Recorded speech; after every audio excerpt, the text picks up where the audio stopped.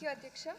గత ప్రభుత్వం నాడు నేడు కింద చాలా పనులు చేపట్టారు అధ్యక్ష. కానీ చాలా వరకు స్కూళ్ళలో అన్ని పనులు అసంపూర్ణంగా ఉండిపోయాయి అధ్యక్ష.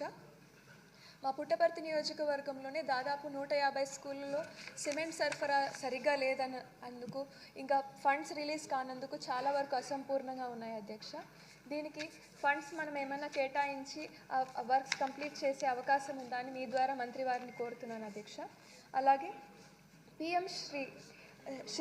PM rising schools of India పథకం మరియు PAL lab personalized adaptive learning lab ఈ 2 పథకాల ద్వారా పుట్టపర్తి నియోజకవర్గంలో 88 స్కూళ్ళకి ల్యాబ్లు, ప్లే గ్రౌండ్లు, స్పోర్ట్స్ మెటీరియల్స్, ఆరో ప్లాన్స్ ఇవన్నీ శాంక్షన్ అయ్యాయి అధ్యక్ష.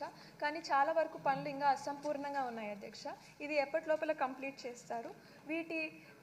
ఈ పథకాలలో సెంట్రల్ గవర్నమెంట్ శాతం పర్సంటేజ్ ఎంత, ఇంకా మన స్టేట్ గవర్నమెంట్ పర్సంటేజ్ ఎంత అధ్యక్ష?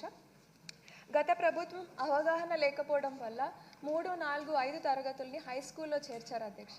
ఇప్పుడు మన ప్రభుత్వం వీటిని ప్రైమరీ స్కూల్లోకి చేర్చాలన్న ఆలోచన చేస్తున్న విషయం వాస్తవమేనా? దీంట్లో టీచర్స్ కొరత ఏర్పడుతుంది అధ్యక్ష. ఇది మార్చడం వల్ల దీన్ని ఎలా భర్తీ చేయాలని ఆలోచిస్తున్నారు?